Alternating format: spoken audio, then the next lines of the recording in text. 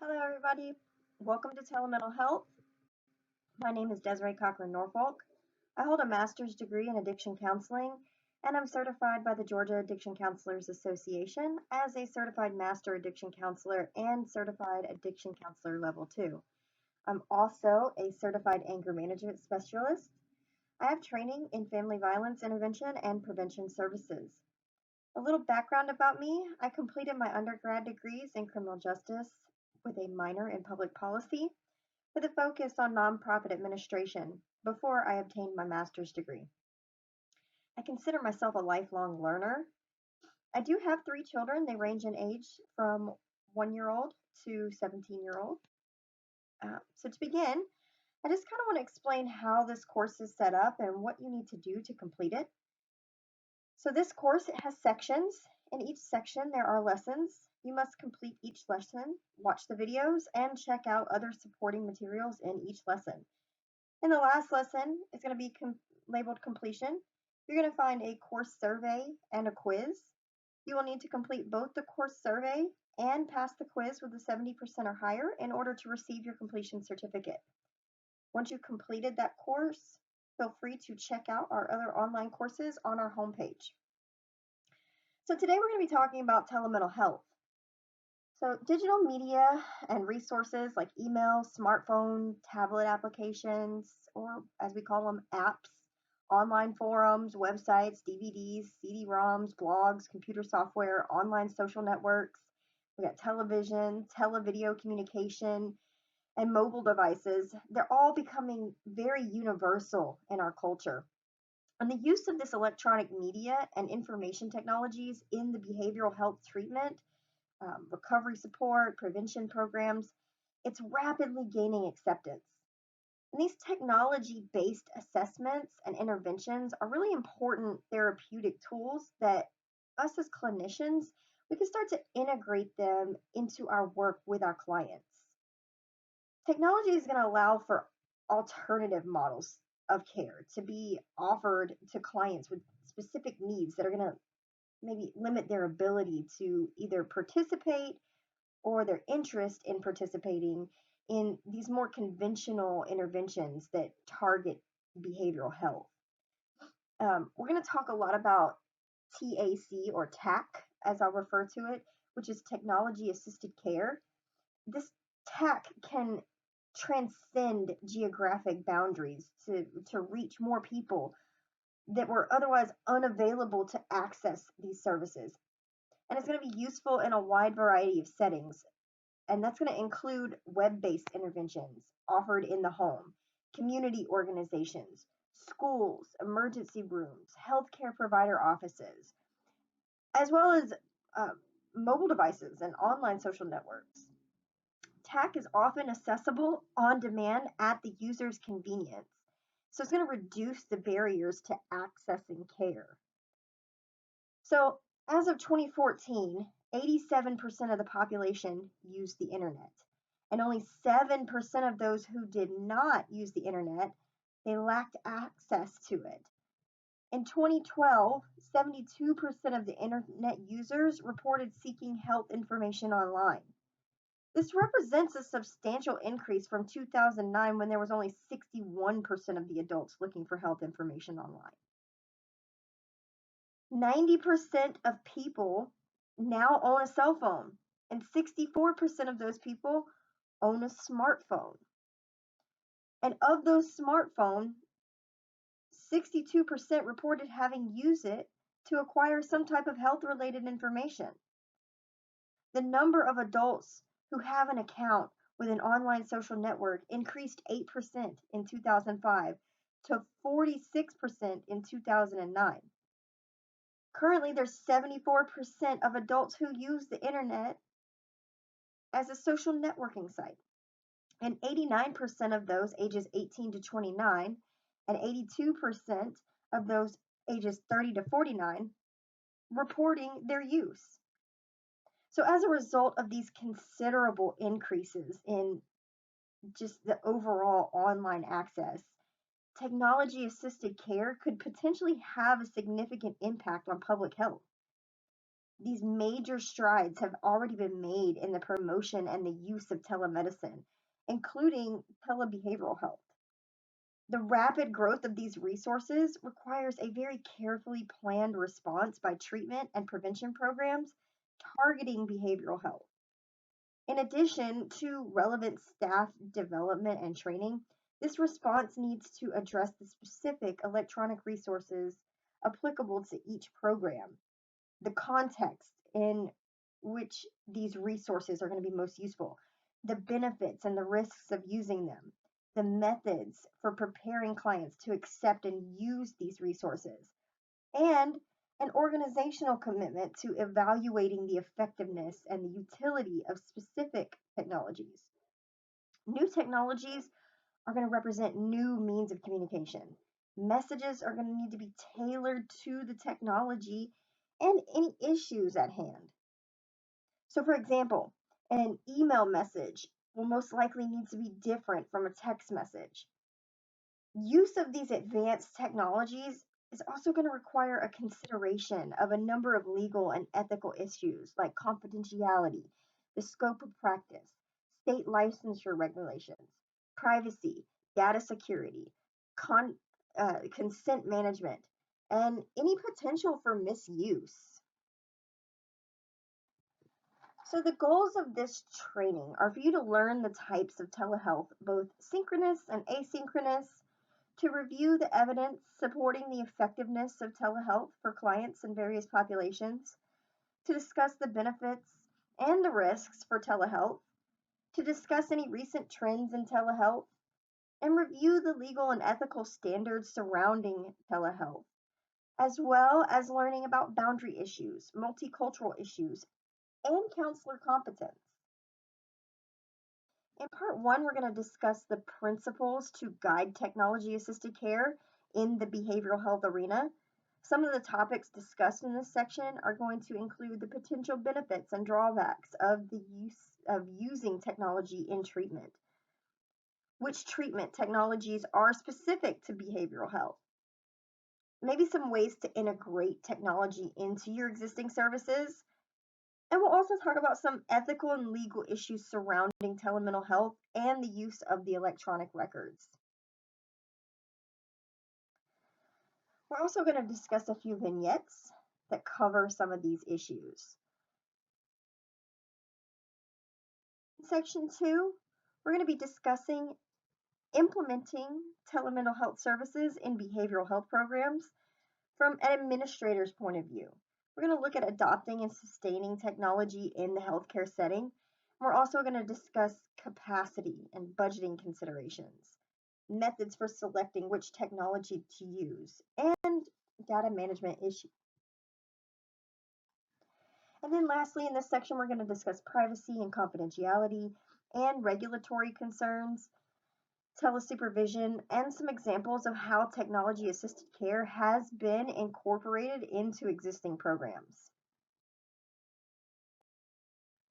Behavioral health is going to refer to a state of mental or emotional being and or choices and actions that affect wellness. Behavioral health problems include substance use disorders, serious psychological distress, suicidality, and mental illness. This includes a range of problems from unhealthy stress to diagnosable and treatable diseases like serious mental illness and substance use disorders, which are often chronic in nature, but from which people can and do recover. This term is also used in the course to describe the service systems that encompass the promotion of emotional health, the prevention of mental and substance use disorders, substance use related problems, treatments and services for mental health and substance use disorders, and recovery support.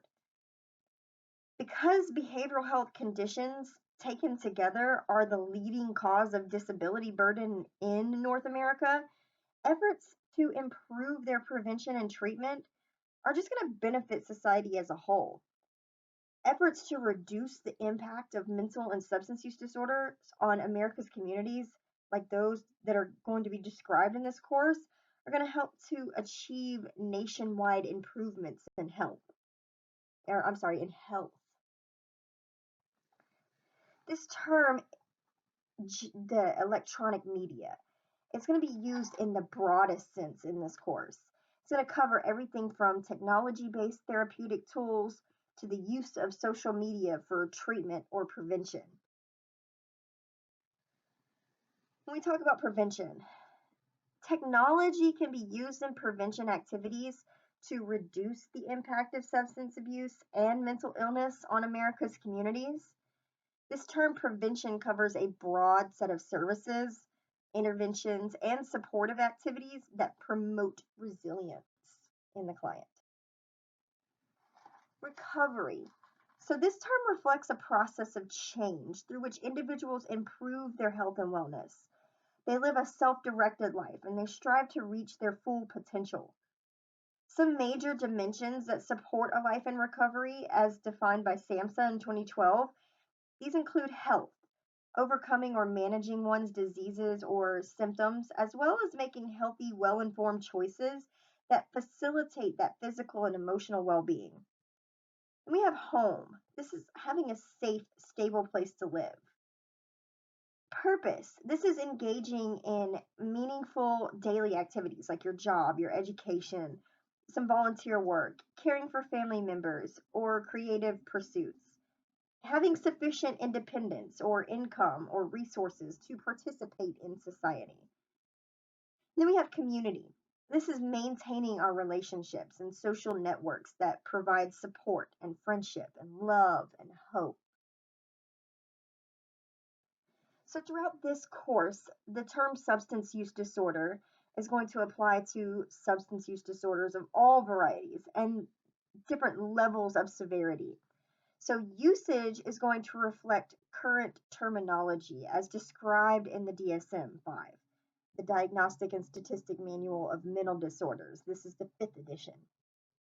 So, in general, the distinction between substance abuse and substance dependence in the prior DSM editions was related to the requirement of tolerance to or withdrawal from alcohol or any other substances as a diagnostic criterion for substance dependence, but not for substance abuse.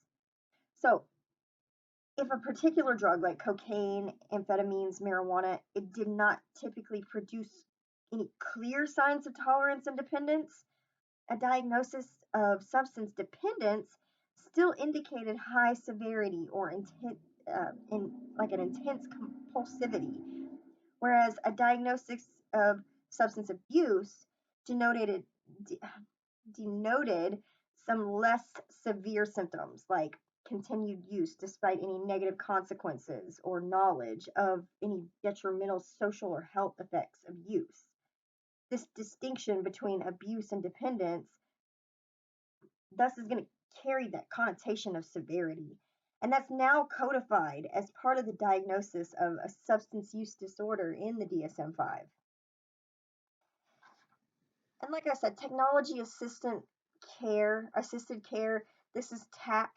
So this term and its abbreviation are used throughout the course to refer to the broad range of interventions and enhancements to the traditional care models that are possible through the use of the technological tools and to the range of behavioral health service delivery settings within which the technology can contribute to care delivery. So this is how we're going to do this. We're going to go through an introduction, and then we're going to talk about the potential utility of the technology-based therapeutic tools. We're going to go over an overview of the behavioral health technologies, talk about some emerging technologies and some future opportunities with those.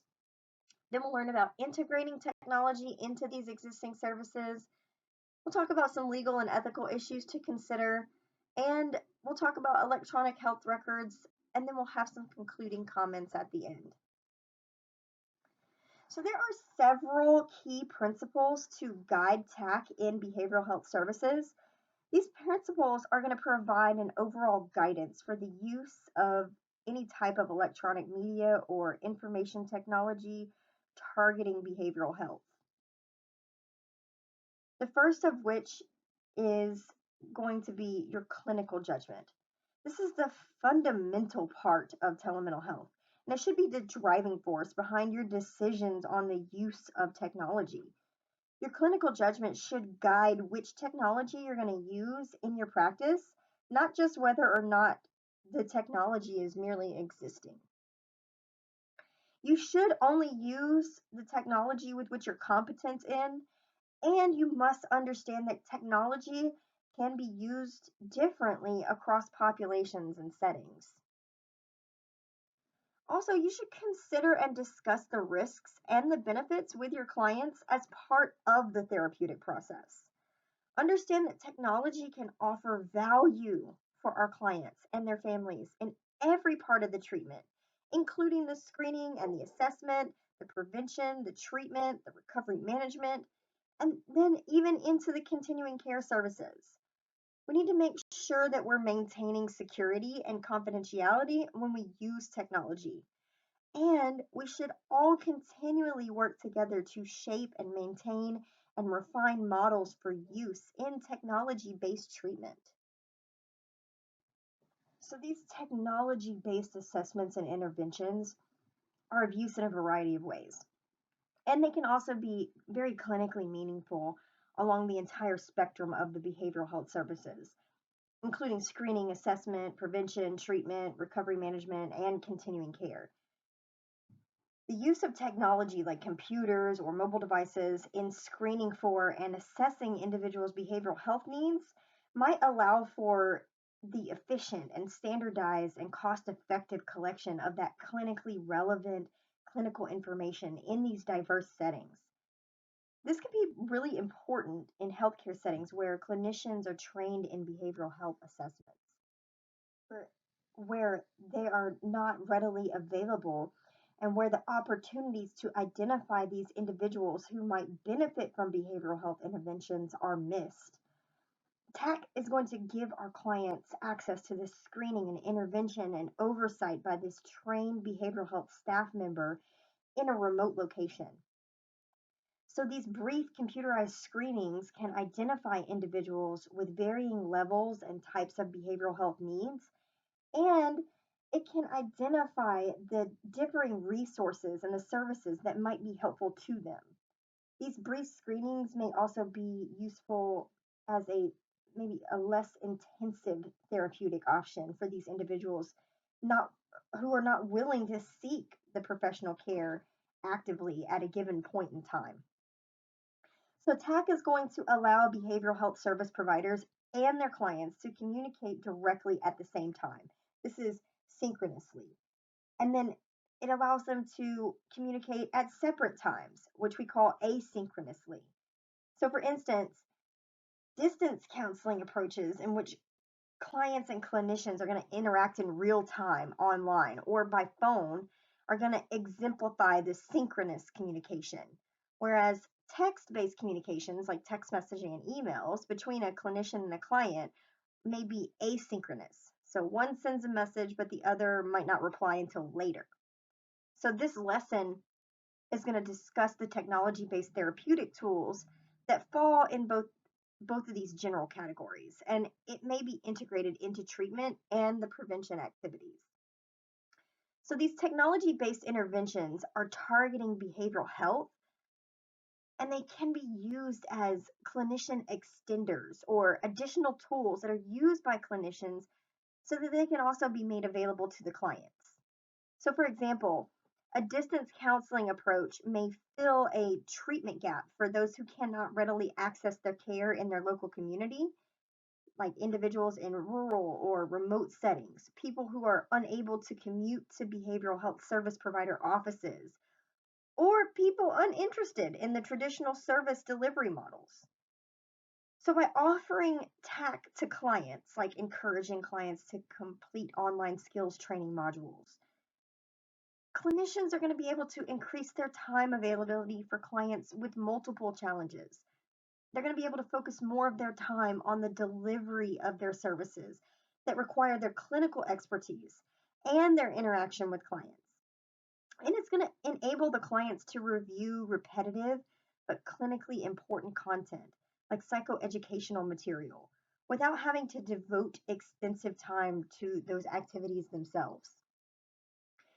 E-therapeutic tools can also serve as a clinician extender by helping clinicians work with a larger number of clients or for longer periods of time, like online counseling, which is offered as relapse prevention after a more intensive treatment episode. And this is going to allow them to have a greater impact with their service delivery. And when it's used in this manner, TAC is going to offer a great potential for extending the benefits of treatment, as well as allowing the clients to access care when they need it the most. Time flexibility is another potential benefit of TAC, particularly through incorporation of technologies that enable the asynchronous communication between the clinician and the client, making these services available on demand at times that are convenient for clients. And as a result, TAC is allowing this widespread access to therapeutic support, and thereby it's creating an unprecedented model of intervention delivery and reducing these barriers to accessing care. The anonymity afforded by TAC, like when it's conducted via online anonymous support groups, it might be appealing to our clients when addressing some sensitive topics like substance use or other risky behaviors. Anonymity, however, it can also be a problem for behavioral health clinicians. It can create legal and ethical issues when there's no informed consent, when reportable use issues arise, when clients potentially pose a danger to themselves or others, and when the counselor can't verify whether the client lives in the state or the region where the counselor is licensed. And then there's a whole bunch of other circumstances. When information technology is used to deliver a behavioral health intervention, new information can be incorporated easily and also exported quickly. This is particularly true for the web or the mobile based TAC because updates in the program content can be incorporated centrally and made available to all the end users at the same time. So, TAC has this potential to offer the latest scientific advances in the behavioral health services both rapidly and continuously. Technology assisted care is going to facilitate linkages to other services and support systems in the community through online resources or decision support systems to help these individuals make choices about their own care, online collaborative care or case management models for clinicians, which are going to enable coordination of services among a network of provider and their clients, and sometimes clients' extended networks of family members or significant others. Then the ability to reach large populations, especially when it's delivered in non specialty settings like universal prevention efforts using online technologies. Technology is it can play a role across the spectrum of prevention efforts. The use of technology also offers individuals the opportunity for personalized recovery monitoring and management. It includes links to online or mobile recovery support groups, which are sometimes called virtual support groups. This may allow for new models of care in which these individuals can take ownership of monitoring their own care and recovery. The main costs of technology based therapeutic tools are associated with pretty much completing the initial development and keeping up with the latest research, training new staff members, and also evaluating the effectiveness of it. Deployment costs are relatively limited and associated with bandwidth for online access, tech support, licensing of the technology, and any ongoing equipment maintenance and support. So, technology based assessment and intervention tools may be cost effective and offer a really considerable utility for many resource constrained service settings. Overall, technology assisted care, when appropriately applied, is going to hold a great potential to have a really significant impact on public health. New technologies like telehealth can improve healthcare services. So, for technology to succeed in doing so, It has to work for the people that it's meant to help, obviously. It must aid not only the clients, but also the professionals that are providing their care. Telehealth, it helps to ensure that the clients who are veterans get the right care in the right place at the right time. It aims to make the home the preferred place of care whenever possible. In 1994, a report on prevention research through the Institute of Medicine proposed a new framework for classifying prevention based on Gordon's 1987 operational classification of disease prevention. The IOM, the Institution of Medicine, the IOM model divides that continuum of services into three parts. So we have prevention, treatment, and maintenance. And this prevention category is divided into three classifications. You have universal, selective, and indicated prevention. So a universal prevention strategy is going to address the entire population, national, local communities, schools, and neighborhoods, with these messages and programs aimed at preventing or either delaying the use of alcohol, tobacco, and other drugs. So, for example, it would include the general population and subgroups like pregnant women and children and adolescents and even the elderly. The mission of these universal prevention programs are to prevent the problem. And all the members of the population share the same general risk of substance use or abuse, although that risk might vary greatly among the individuals. So, universal prevention programs are delivered to large groups without any prior screening for substance abuse risk. The entire population is assessed as at risk for substance abuse, and it's capable of benefiting from these prevention programs. Then we have universal direct. So, these interventions directly serve an identifiable group of participants who have not been identified on the basis of an individual risk. So, this might be school curriculum, after school programming, a parenting class. This could also include interventions that involve interpersonal and ongoing repeated contact, like coalitions. Then we have universal indirect. So these interventions are going to support population based programs and environmental strategies, like establishing policies or modifying advertising policies. This also could include interventions that involve programs and policies implemented by different coalitions. Selective. So we have selective prevention strategies that target these subsets of the total population that are deemed to be at risk for substance abuse by virtue of their membership in a particular population segment. So, for example, children of adult alcoholics, dropouts, or students who are failing academically. These risk groups might be identified on the basis of biological, psychological, social, or environmental risk factors, which are known to be associated with substance abuse. And targeted subgroups may be defined by age, gender, family history, place of residence, such as a high drug use or low income neighborhood, and victimization by physical or sexual abuse. So, selective prevention targets the entire subgroup, regardless of the degree of risk of any individual within that group. So, one individual in the subgroup may not be at a personal risk for substance abuse, while another person in the same subgroup may be already abusing substances. The selective prevention program is presented to the entire subgroup because the subgroup as a whole is going to be at higher risk for substance abuse than the general population.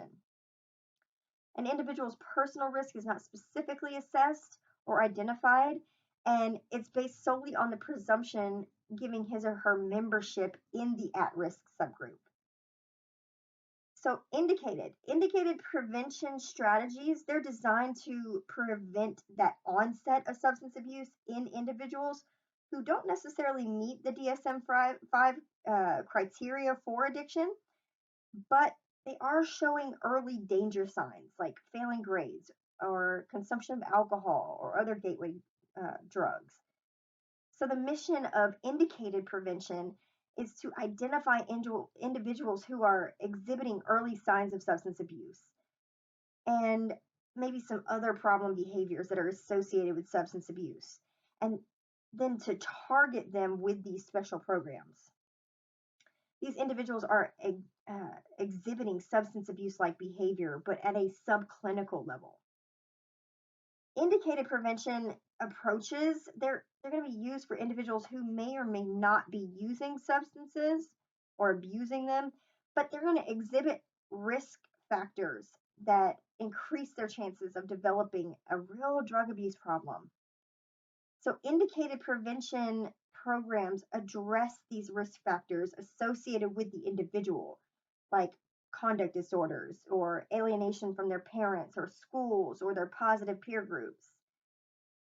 Less emphasis is going to be placed on assessing or addressing environmental influences like community values. The aim of the indicated prevention programs is not only the reduction in first time substance abuse, but also a reduction in the length of the time that the signs are going to continue, maybe a delay of onset of the substance abuse, and also a reduction in the severity of that substance use.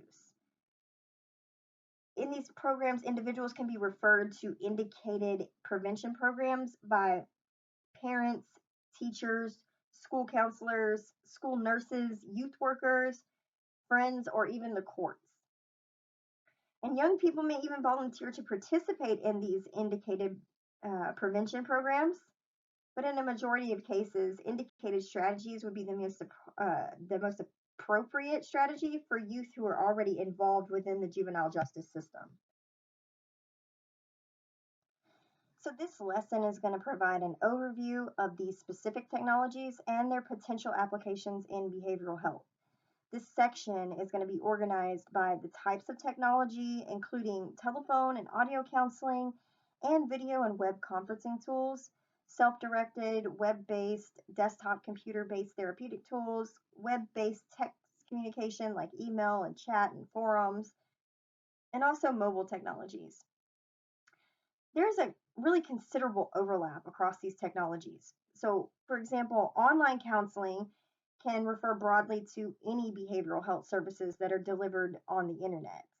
Even though delivery to the client can occur via a wide range of delivery platforms like computers or mobile devices, nevertheless, the categories are going to establish this conceptual clarity and a consistency with the approach that's taken in the literature. So, for example, for each category of technology, you're going to find a brief description and a review of its applications in the assessment, prevention, treatment, and recovery supportive efforts targeting behavioral health. Several examples of how each type of technology has been applied in behavioral health programs are also going to be provided. And although this overview is going to discuss technology and the many ways it can be used in details, you as the clinician needs to be careful not to just let the technology itself determine how it's integrated into the client's clinical care. Technologies evolve rapidly, and new technologies are emerging all the time. So clinicians should consider how a given tool is going to enhance their clinical services and only select those technologies that are likely to be most beneficial to your clinical work and that you and your client can use it competently. Technologies and information technology tools are going to serve supportive roles that enable us to provide that enhanced care under particular circumstances. In no way can it replace the traditional methods and service delivery. Clinical need and clinical benefit should drive that use of technology, not the other way around. Some e-therapeutic tools are more effective than others. Among these are the tools that integrate this evidence-based content and evidence-based approaches for technology-dependent delivery, like the tools that are based on research into the optimal use of education and informational technologies that are going to allow for that interactivity, the modularity, and the multimedia approaches in promoting behavior change. And although technology assisted care can mimic the aspects of traditionally delivered in person behavioral health services, it's going to differ in a number of ways. So, for example, self directed technology based interventions like online skills training programs, they can't optimally engage clients in role play, but they can help ensure that the clients are active participants in that learning process, and they can document which or what the client uh, sees as far as content and what they have or have not mastered in that given program.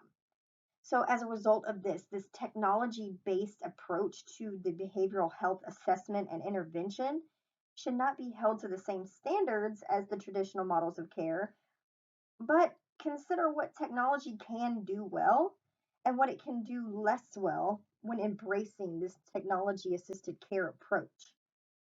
These technology based approaches, they should still be evaluated with the same rigor as the traditional approaches, and we need to show evidence of empirical support before we use them in our clinical settings. The use of technology is going to warrant that the same types of considerations as traditional care are used, like being sure that the client is benefiting from its incorporation into the treatment, considering how well or how and when to use to terminate its use in the context of that client's best interest, and also monitoring the treatment process to note whether there's any modifications to the technology that might be necessary. So let's talk about telephone and audio counseling and video and web conferencing tools. So these telephone or audio counseling tools are going to allow for synchronous communication, and it's going to deliver behavioral healthcare services to clients via the telephone. So the terms telephone and audio are going to be used interchangeably from here on. Just know that that's what we're talking about. So telephone based counseling services obviously have existed for decades, so they're not really going to reflect a use of new technology. But this type of technology dependent service delivery is still very promising. So, telephone counseling is distinct from the interactive voice response or IVR and therapeutic interactive voice response, which we label as TIVR. So, it's going to it's going to be distinct in that telephone counseling typically is going to involve the client's verbal communication with the clinician by the phone in real time, whereas IVR and TIVR approaches are typically going to require the clients to communicate verbally with a computer database by phone, like interacting vocally with a computerized menu of options and then receiving automated feedback based on their input. And then we have video and web conferencing, and it can be conducted in a number of ways, but it typically involves a behavioral health specialist evaluating and providing consultation or counseling to a client via a live, two-way interactive audio or video connection. Synonymous terms are going to include online counseling, web therapy, distance counseling, telemental health, cyber counseling, and behavioral telehealth. The the Health Resources and Service Administration's website defines telehealth as the use of electronic information and telecommunications technology to support long distance clinical health care, patient and professional health related education, public health, and health administration. So, telephone based counseling is already a common practice. We know that. And video or web conferencing, as well as the other types of telehealth approaches, are rapidly growing in acceptability, especially since COVID. The increasing availability and the reduced costs of the voice over internet protocols or VoIPs, broadband connections, and video quality, they're making these telehealth models more accessible to these larger numbers of clients.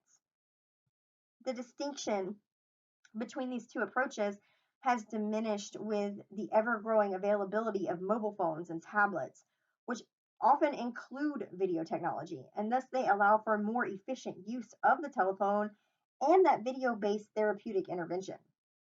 And a lot of states have, and some are now developing specific laws and rules and regulations regarding their telehealth interventions. So, the reviews of the scientific literature on telephone based counseling have really underscored the utility of this approach in a number of areas, like physical activity and dietary behavioral change, smoking cessation, and an improvement of the mental status and the quality of life. This approach also increases the follow up capabilities in healthcare settings via a telephone based contact or visits. Also, interventions via the telephone can be clinically useful when we're addressing the behavioral health needs of our clients in these primary care settings. Several studies have demonstrated the feasibility, the acceptability, and the efficacy of using telephone to obtain data regarding substance use from adolescents who receive treatment from the substance use disorder, and to provide telephone based counseling interventions targeting their substance use among the youth. And these studies are going to highlight the efficacy of these telephone based interventions, and it suggests that youth may prefer telephone based interventions to in person counseling. So, some recent review papers also supported the use of telephone delivered behavioral counseling as a tool for improving health in people with chronic illnesses. And then we have telephone based IVR interventions that have been shown to have considerable clinical utility in the areas of like behavioral management of chronic pain and part of the post treatment for smoking cessation efforts. So, as telephones, including the mobile phones, have been a routine part of life for so long, research is typically showing that both the clinician and the client are comfortable with telephone based counseling. A lot of counselors consider this telephone counseling as a satisfying and a helpful process. And video conferencing and telehealth approaches have been increasingly useful to a wide range of clients, including those in remote locations, or the elderly, or military personnel, individuals who are hearing impaired, and also incarcerated individuals, as well as people who have serious mental health issues. Um, Although there's more research that needs to be done, the data up to this date is suggesting that video conference based interventions are going to produce outcomes that are comparable to the more traditionally delivered in person counseling, and it may provide a useful alternative when in person counseling is not available or is not possible. Also, some of the evidence is suggesting that clients may participate in counseling sessions more if they're offered in a distant telehealth environment as an alternative or an adjunct to the in person settings.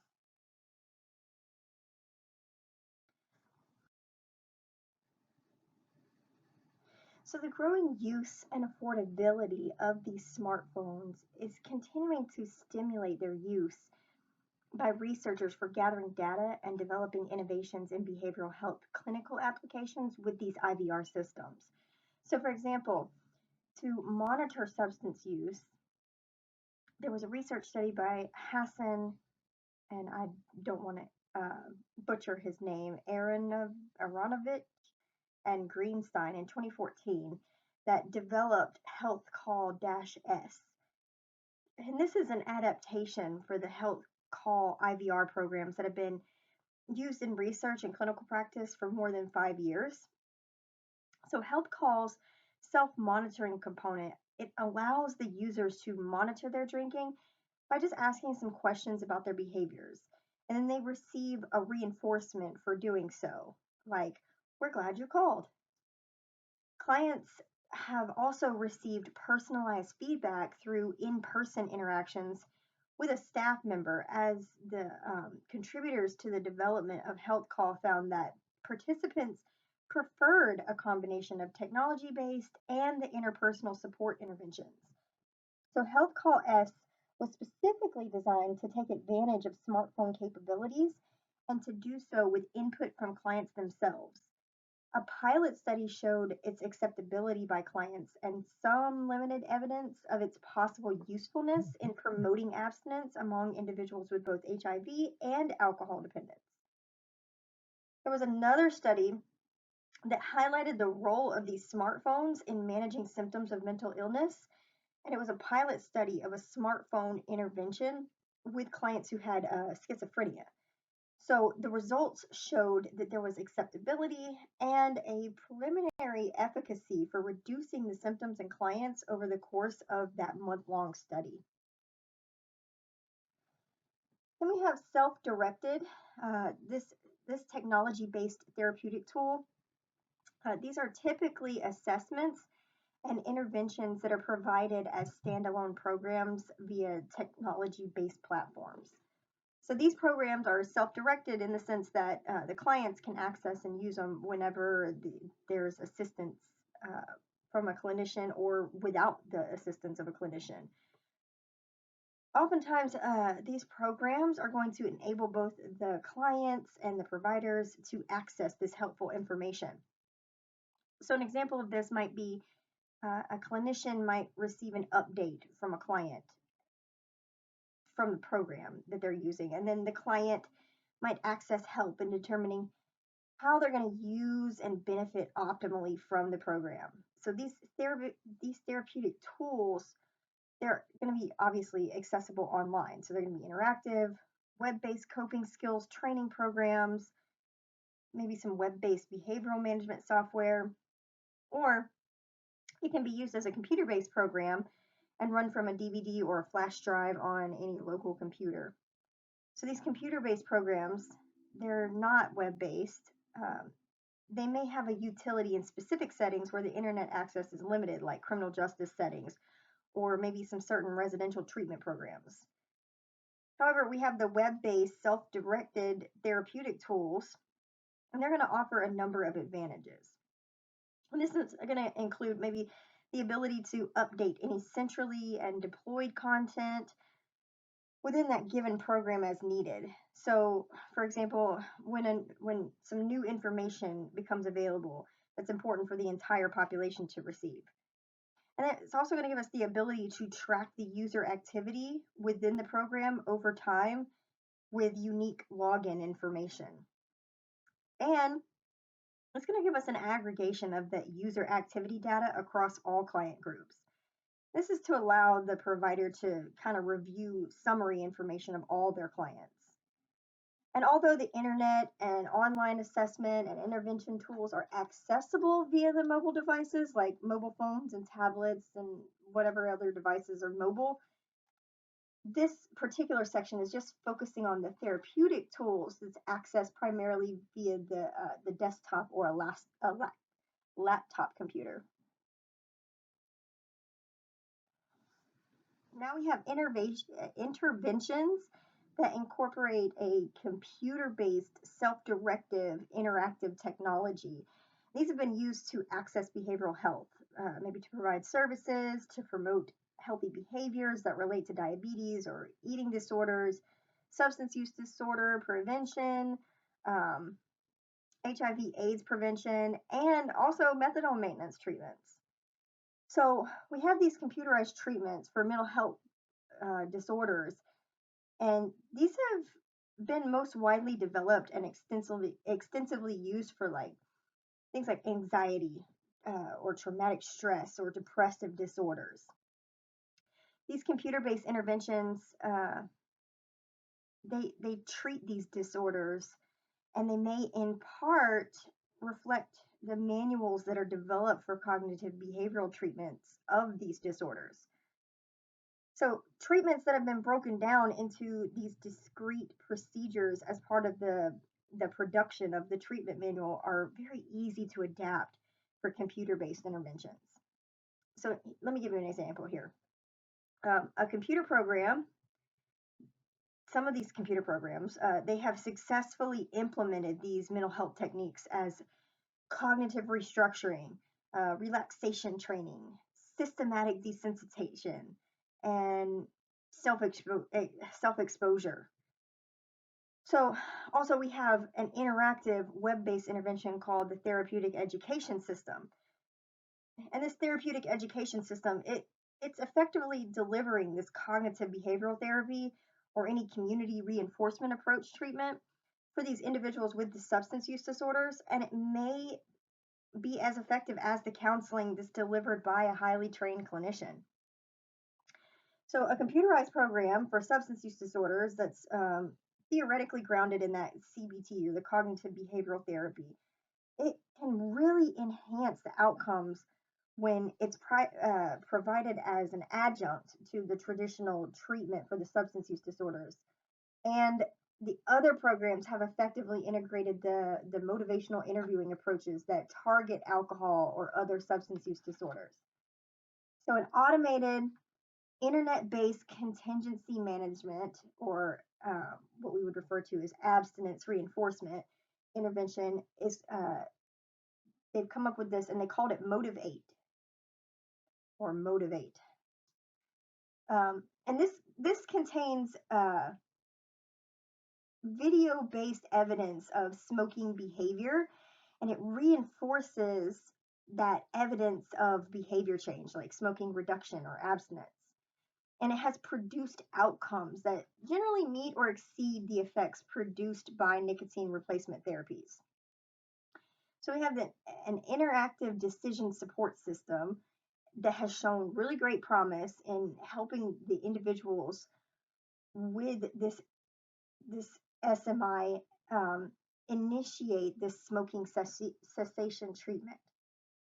So the use of computers may help to increase behavioral health counselors' awareness of community-based resources for client referrals.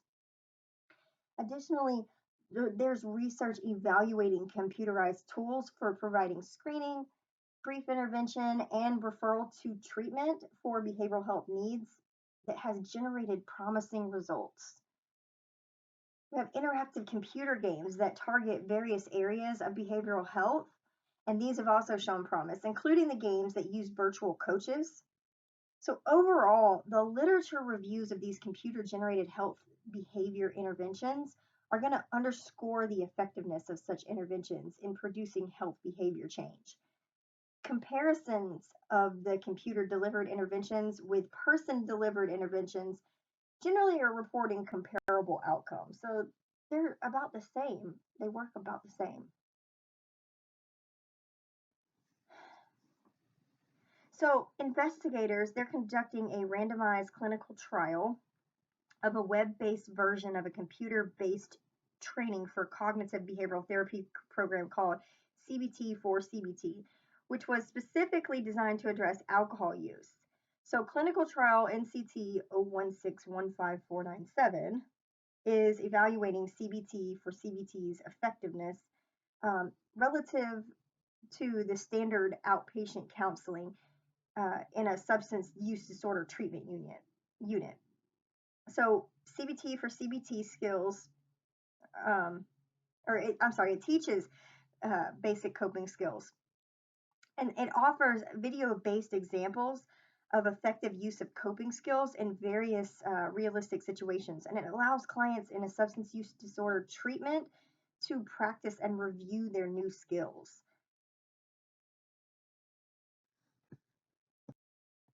Okay, so this particular part of the lesson on text-based communication that may be useful in the behavioral health arena, um, it's got a particular focus on email, chat rooms, and electronic mailing lists and forums.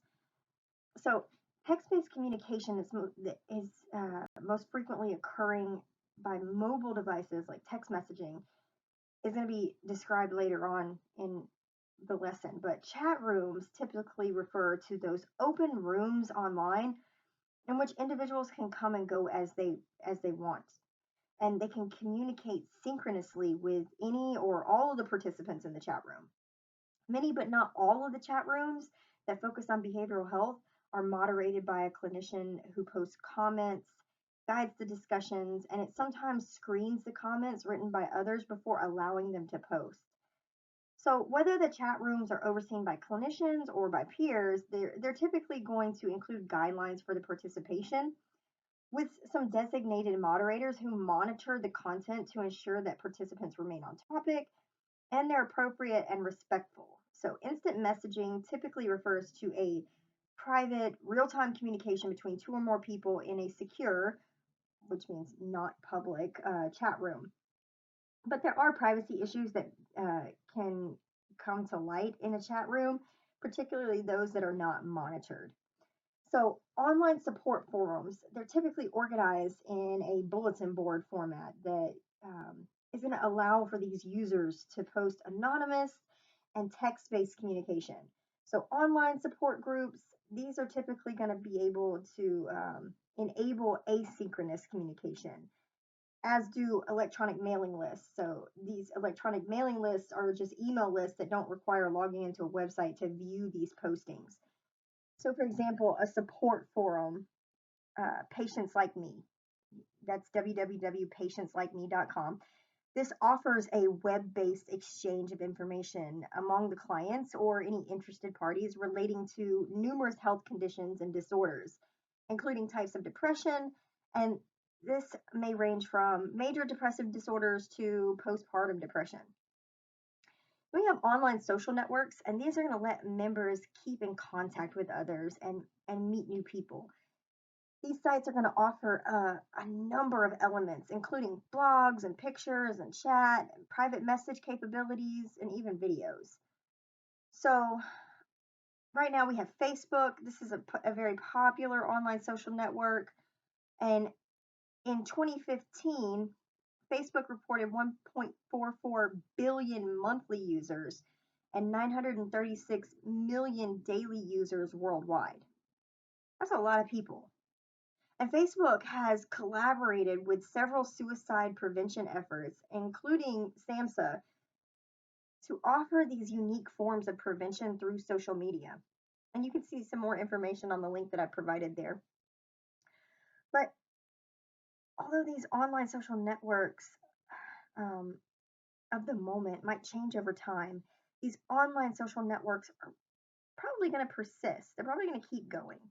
And they're going to offer considerable potential to function as a platform for behavioral health screenings and brief interventions and referrals to care. We want to note that it is possible to set up a semi private online social network. And this is going to happen a lot with larger online social networks. And this is composed of individuals with common interests like smoking cessation. I know I was able to find a online social network that was a group that was for adult children of alcoholics. So now we're going to move on to text-based communication.